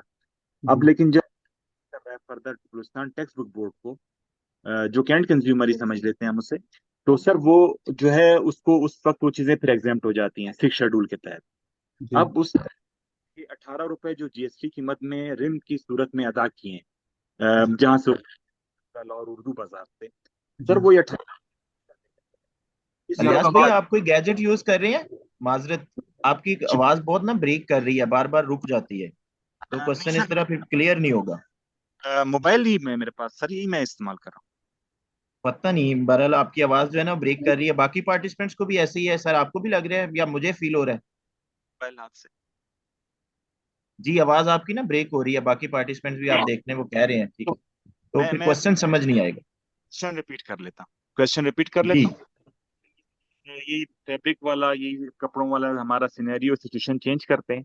मेरा एक क्लाइंट है, वो टेक्स्ट बुक्स जो है सप्लाई करता है बलूचिस्तान टेक्स्ट बुक बोर्ड को, जिसके लिए वो कागज खरीदता है लाहौर उर्दू बाजार से, और वो 100 रुपए का कागज खरीदता है और 18 रुपए उसको उर्दू बाजार वाले जो शॉप है एबीसी ट्रेडर्स, उसको अदा कर देता है, 118 रुपए। और उसके बाद वो फिर कटिंग और पेपर कटिंग और फिर उसकी प्रिंटिंग और फिर उसके बाद बाइंडिंग, वो करके सारा जो है वो उसको जो है फिर वो टेक्स्ट बुक बोर्ड को सप्लाई कर देता है। और वो टेक्स्ट बुक जो है वो ज़ाहिर एग्जाम्प्ट है अंडर 6 शेड्यूल। अब उसका जो 18 रुपए का जीएसटी है, उसका क्या बनेगा?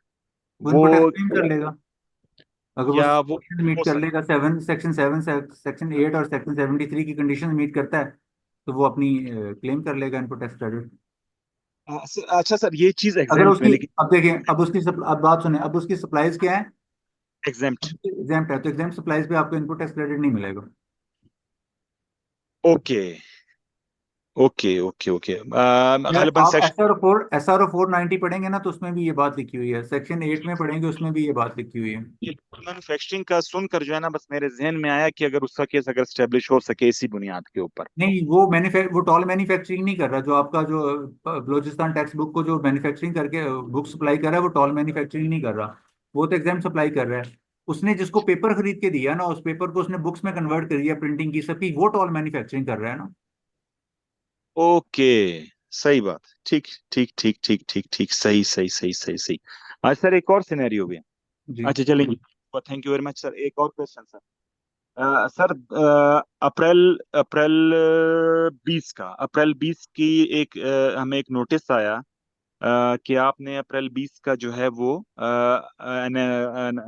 रिटर्न फाइल नहीं किया, ठीक है, आपने नेक्स्ट अप्रैल 20 का रिटर्न फाइल नहीं किया सेल्स टैक्स का, तो इसलिए आपको जो है हम ब्लैक लिस्ट करते हैं, सस्पेंड करते हैं। सस्पेंड उसको कर दिया और अभी वो सस्पेंड है। उसका सारा काम जो है बड़े पैमाने पर है और मरी ब्रूरी के साथ है, उसके ये स्टिंग स्टिंग और ये इस तरह की चीजें उसके पास हैं, जी शेड्यूल आइटम। अब जी सर उसकी जो चेक किया, वो किस इत्तेफाक से उस वक्त मेरे पास नहीं था उस पीरियड में, उसके बाद वो आया। अब जी। वो बंदा 19 को उसकी हियरिंग लगी हुई है।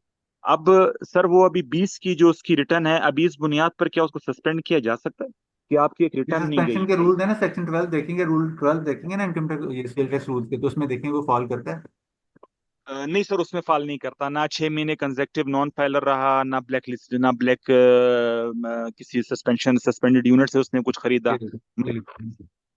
पास सारा ये डिस्ट्रीब्यूटर है उसका बलूचिस्तान में। तो फिर ये अपना आर्ग्यूमेंट वहां पे अपनी अपील में, जो मैटर्स में, लिटिगेशन मैटर्स में पुट अप कर लीजिएगा। तो अच्छा, ये, हाँ, ये तो अभी सर बाकी उसकी रिटर्न सर नहीं गई हुई है वो ये देखो, ब्लैकलिस्ट में अप्रैल से- 20 की, तो अभी जी। सर वो तो जा नहीं सकती। तो अभी उसके लिए हल क्या करें हम? अब आपकी लिटिगेशन किस लिए चल रही है? उसकी हियरिंग के लिए चल रही है? क्या चल रही है? ये सस्पेंड हो गया है, अभी ब्लैक लिस्टिंग की तरफ कार्रवाई जा रही है, 19 को उसके लिए हियरिंग फिक्स की हुई है। इसमें और मैंने जो कि भाई मैं इसमें 10,000 का चालान पे करता हूँ जी लेट का, और प्लस जो है मैं उसी का डोनेशन डालता हूँ। सही है। ये तरीका ठीक रहेगा? जी ठीक है। है ना? जी राइट ठीक सर। सो फॉर इतने क्वेश्चन है sir, thank you very much sir. और सर माइंड ना कीजिएगा सर, हम लोग कल आ जाइए सर। है। जी और कोई बात? किसी और का कोई क्वेश्चन है? जिसका भी क्वेश्चन हो, विद ड्यू रिस्पेक्ट आप अपना हैंड रेज करके अपना क्वेश्चन कर सकते हैं।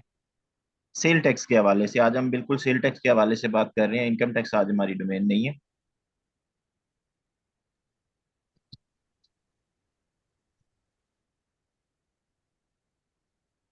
सर सर ये गुड्स के रेट्स कहाँ पे प्रोवाइडेड हैं कि ये जीरो रेटेड होता है, एग्जाम्प्ट होता है, या स्टैंडर्ड रेट पे चार्ज होता है?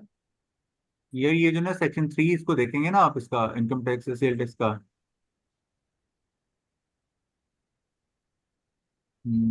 ये देखें, ये सेक्शन 3 है ना जो चार्जिंग सेक्शन है स्कोप ऑफ टैक्स वाला, इसमें लिखा हुआ है कि 18% रेट होगा। जो टैक्सेबल सप्लाईज होंगी उनके ऊपर 18 रेट होगा, और कहीं रिड्यूस रेट्स लिखे हुए हैं।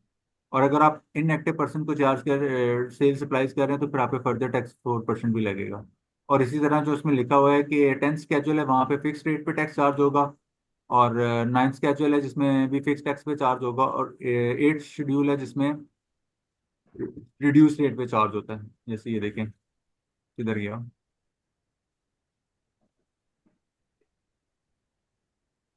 हम्म,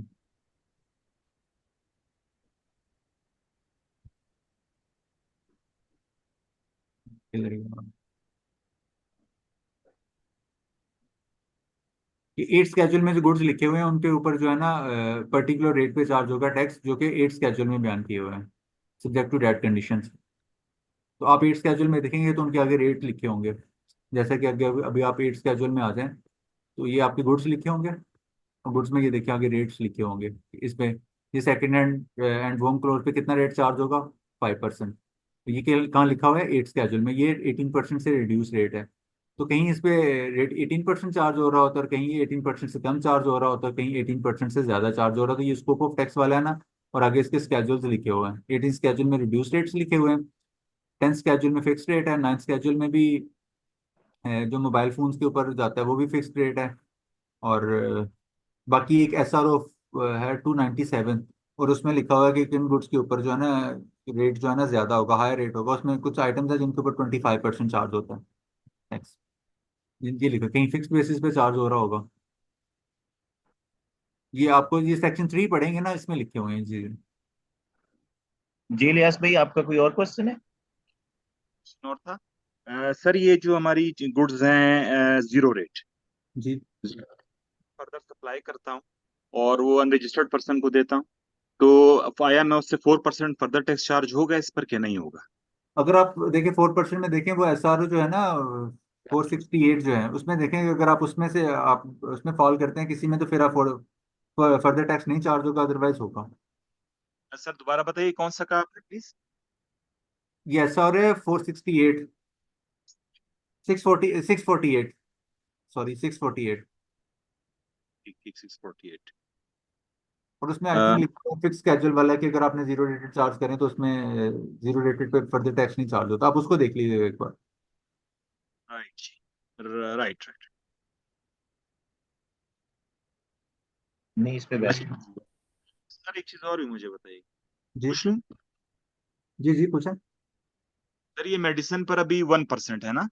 जी मैन्युफैक्चरर और इम्पोर्टर जो है वो 1% अपने जिसको दे रहे हैं, सप्लाई दे रहे हैं, उसको उसको 1% वो चार्ज करेंगे। लेट से मैंने इम्पोर्टर की बात हम छोड़ते हैं, मैन्युफैक्चरर है, मैं डिस्ट्रीब्यूटर हूँ मेडिसिन का उसकी, वो मुझे 1% मुझे चार्ज करता है, 101 रुपए की चीज देता है, और वो चीज आगे मैं भेज देता हूँ एग्जेम्प्ट करके, 1 रुपए आगे मैं 1% आगे चार्ज नहीं करता। और इसको मैं फिर वो 81 सीरियल में 8 शेड्यूल में रख देता हूँ, आइटम को शो कर देता हूँ कि मैंने सेल कर दिया। ये क्या दुरुस्त तरीका है या गलत तरीका है? क्योंकि चीज तो मेरी वो एग्जेम्प्ट हो गई इसके बाद। लेकिन चूंकि उसने मुझे 8 शेड्यूल में वो मुझे दे रहा है आइटम जो है, क्योंकि रिड्यूस रेट है, तो आगे ही मुझे 8 शेड्यूल ही दिखाना है।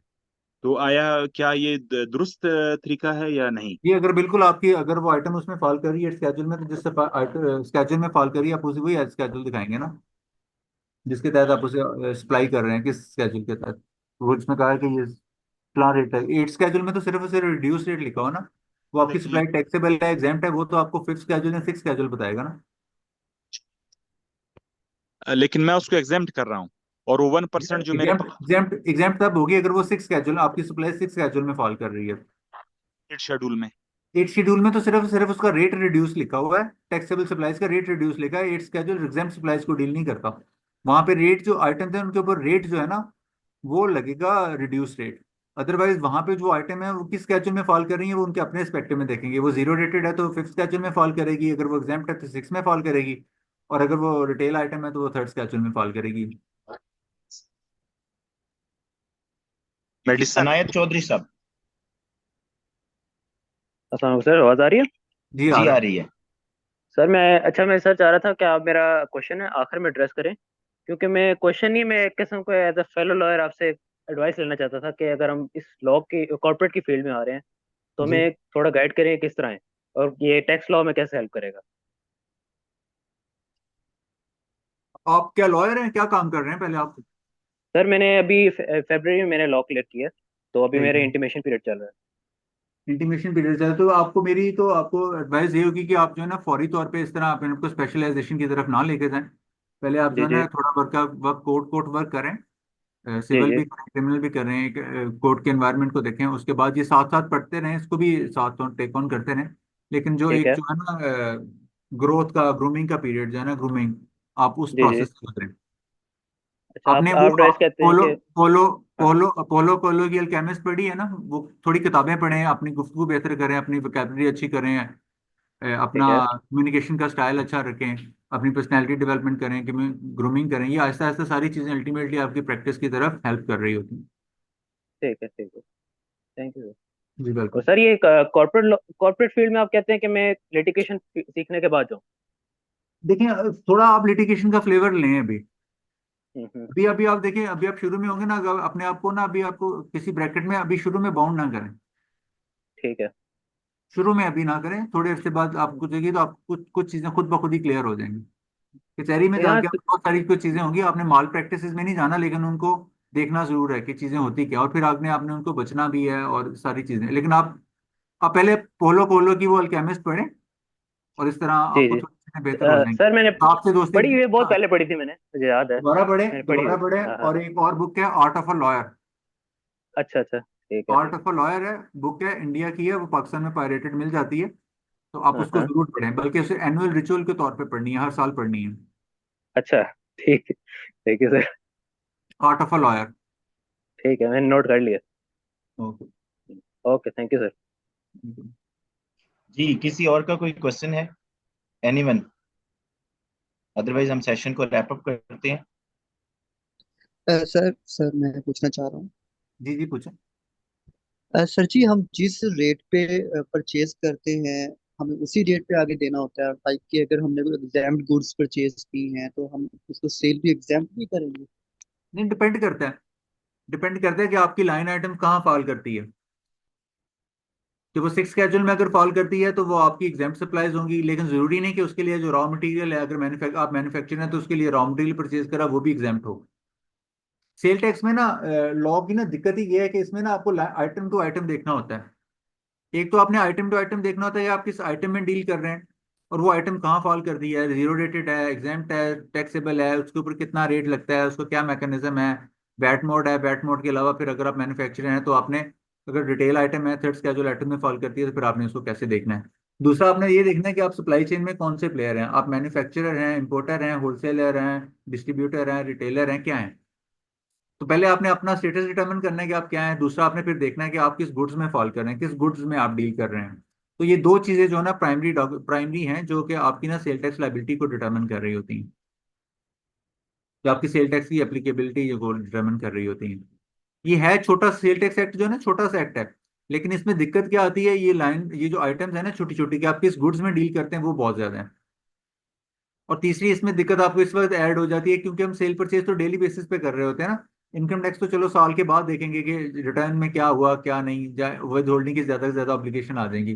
फॉर अ टैक्स ईयर होता है ना, ये फॉर अ टैक्स पीरियड होता है। और टैक्स पीरियड क्या होता है, 1 मंथ होता है। और 1 मंथ में हम हर वक्त क्या कर रहे होते हैं, सेल कर रहे होते हैं, परचेज कर रहे होते हैं, सेल कर हर दिन यही काम बिजनेस में यही कर रहे होते हैं, सेल परचेज सेल परचेज। ये थोड़ा जी कम्पैक्ट है, सर। ये थोड़ा कंसाइज है, लेकिन थोड़ा सा कम्प्लेक्स भी है इस हवाले से कि आपको जब इसको पढ़ें, इसकी इंटरलेक्श सेक्शंस का इंटरकनेक्टिविटी देखें, फिर उनकी ना इम्प्लीकेशन देखें कि आप होलिस्टिकली देखें कि वो कैसे प्ले कर रहे हैं अपना उनका इंटरप्ले देखें सेक्शंस का।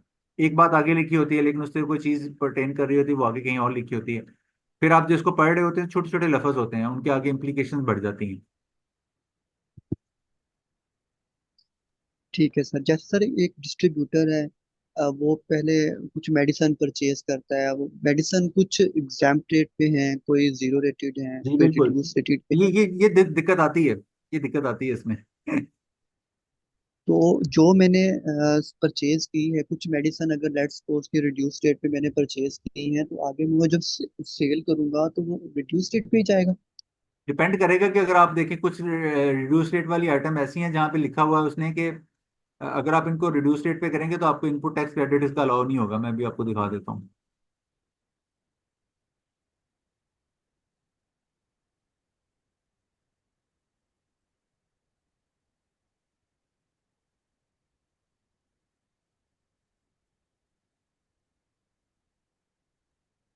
ये देखें, इस तरह कुछ लाइन आइटम्स लिखी हैं, उनके सामने लिखा होता है no input tax credit allowed.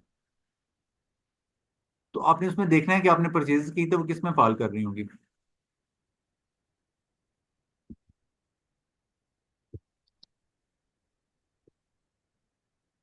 Thank you so much sir. जी ओके।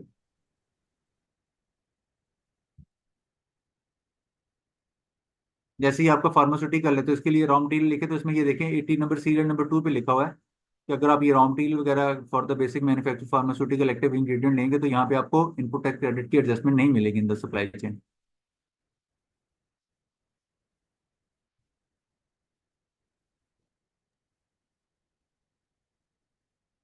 सर इसके 81 पर एक बार आएंगे जी जी में क्या?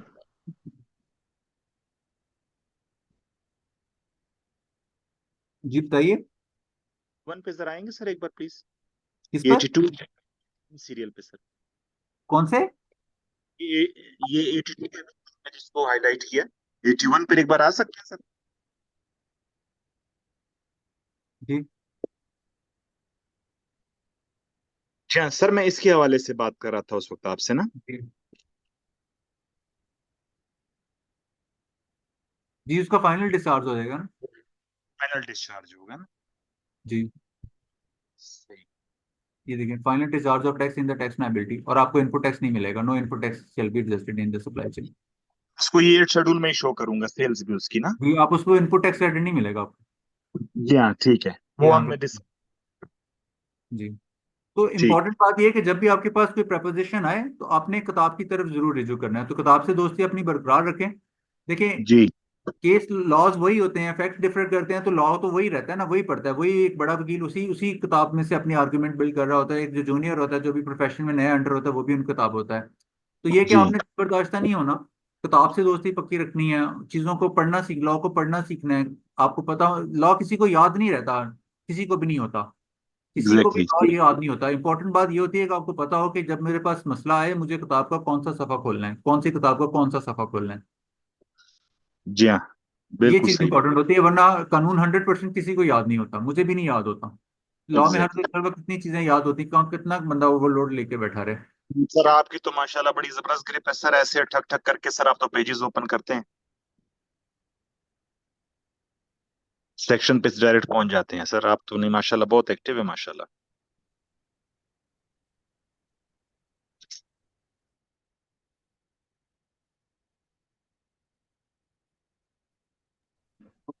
जी thank you so much all of you. अगर किसी और का कोई क्वेश्चन है तो अभी हम मौजूद हैं, आप अपना क्वेश्चन कर सकते हैं, अदरवाइज हम सेशन को रैप अप करते हैं। सर की भी इससे पहले फिजिकल क्लासेस थी दो, तो वो काफी देर से मतलब इसी में लगे हुए हैं लेक्चर के अंदर, ठीक है। तो फिर ये भी हमारी आपके साथ कमिटमेंट थी कि हर महीने के सेकंड फ्राइडे को होता है। मैंने उनसे रिक्वेस्ट की कि आज सेल टैक्स के ऊपर टॉपिक है, तो आप जरा अपना पॉइंट ऑफ व्यू जरूर जो है वो डिस्कस करें, जो स्टूडेंट्स की क्यूरीज हैं, पार्टिसिपेंट्स की क्यूरीज हैं, उनको एड्रेस कर लें। तो अगर आपका कोई और क्वेश्चन है तो आप अभी कर सकते हैं, otherwise thank you for your participation.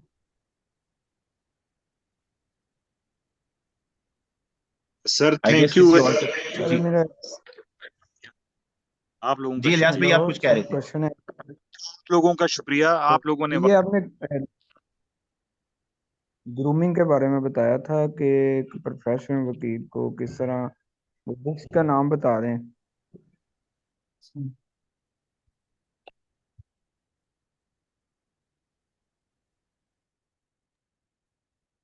Sir ने एक अल्केमिस्ट बुक बताई थी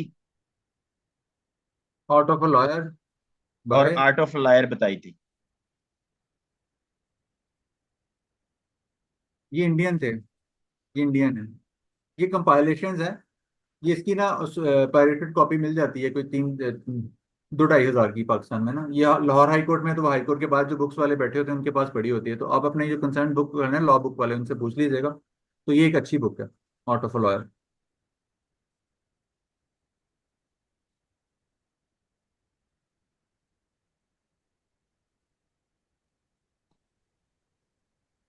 सर जी, हमसे ये अनरजिस्टर्ड सेल का रिकॉर्ड भी मांगा जा सकता है? जी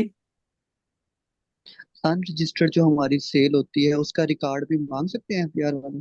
जी, अनरजिस्टर्ड सेल में देखें ना कि वो आपकी अनरजिस्टर्ड सेल तो है, लेकिन ये कि आपने उस पर देखना है कि आउटपुट टैक्स चार्ज करते किया या नहीं किया। जहाँ तो कहते हैं कि वो अनरजिस्टर्ड को तो सेल कर रहे हैं, लेकिन वो एग्जाम्प्ट थी, टैक्सेबल थी या क्या थी, ये इंपॉर्टेंट बात है। कि वो आपकी सप्लाईज टैक्सेबल थी, एग्जाम्प्ट थी, जीरो रेटेड थी, फिर दी। अगर आपको वो अनरजिस्टर्ड पर्सन को सेल कर रहे हैं, अगर वो टैक्सेबल थी तो उसके ऊपर जो एप्लीकेबल रेट होगा वो लगेगा, और फिर उसके साथ 4% आपको फर्दर टैक्स पे करना पड़ेगा। और 4% फर्दर टैक्स से भी आपको एग्जाम्पशन है कि चंद सिनेरियोज में वो कहाँ लिखे हुए हैं, वैसारो 648 में लिखे हुए हैं। आप उसको एक बार गो थ्रू कर लीजिएगा तो आपको पता चल जाएगा कि अगर आप इन रजिस्टर को चार्ज कर रहे हैं, आप उन पे 4% नहीं लगेगा। लेकिन इंपॉर्टेंट बात यह है कि पहले आप देखें कि वो आपकी सप्लाई है क्या, वो टैक्सेबल है या नहीं है। सेल टैक्स का एक बुनियादी असूल है कि all goods are taxable unless exempt.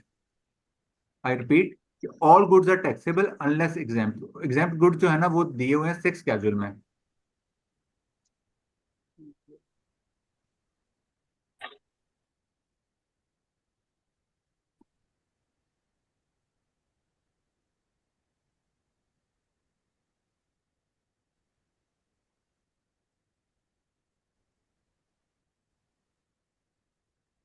Okay, done for the day.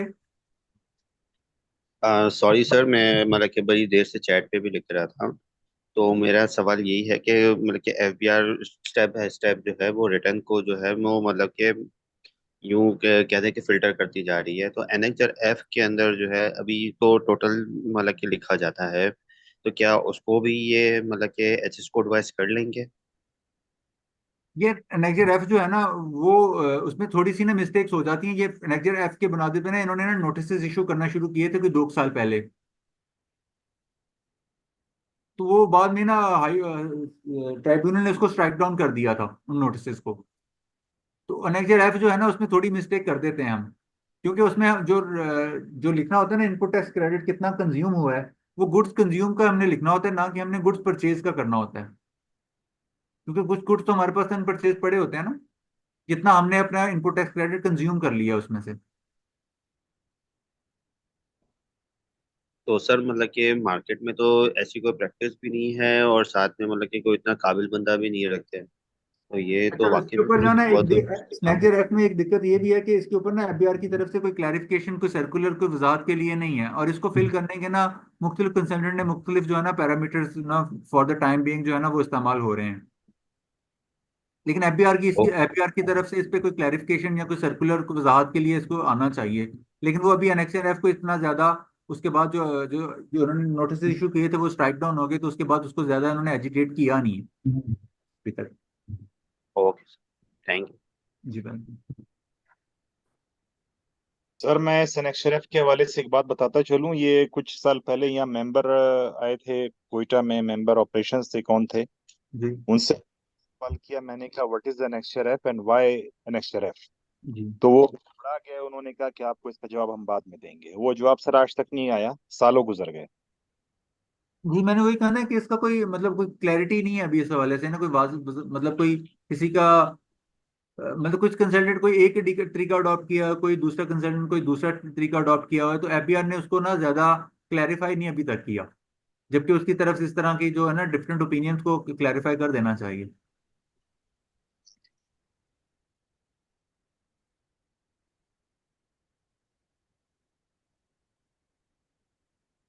Thank you so much Hasan भाई, जी आपका बहुत शुक्रिया। और बाकी पार्टिसिपेंट्स जिन्होंने इवेंट के इसके अंदर जो है वेबिनार में पार्टिसिपेट किया, होपफुली आप लोगों की क्यूरीज भी एड्रेस हो गई होंगी। ठीक है, तो इंशाल्लाह अब अक्टूबर के सेकंड वीक के ऊपर जो है वो हम एक जनरल सेशन फिर से रखेंगे। तब तक आपको पता है पाकिस्तान के टैक्स में बहुत सारी चेंजेस आती रहती हैं, और अभी जो है वो आपको अच्छा, पता मुझे एक है मिनी बजट भी आने वाला है। हाँ, जी मिनी जी बजट के हवाले से मैं बताना चाह रहा था अभी, एक मिनट, सॉरी आपको इंटरप्ट कर रहा हूँ। सर।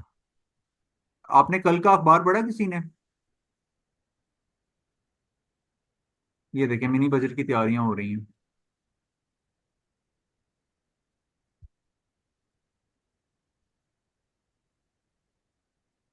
ये देखिए, और ये नामुकम्मल और गलत रिटर्न फाइल करने पे 10 लाख जुर्माना, और ये 32 लाख रिटेलर्स को टैक्स नेट में लाने के लिए एफबीआर नाकाम, जुलाई से दिसंबर तक का अदद, और फाइलर्स को 3 कैटेगरी में तकसीम करने की तजवीज। तो अभी ये चीजें ना जेरे गौर हैं। जी प्लीज जी गो अहेड। एग्जैक्टली, और बिल्कुल अगले वेबिनार तक हमारे पास बहुत कुछ होगा सर डिस्कस करने के लिए। सर मेरे से कोई गलती हुई हो माफ कीजिएगा।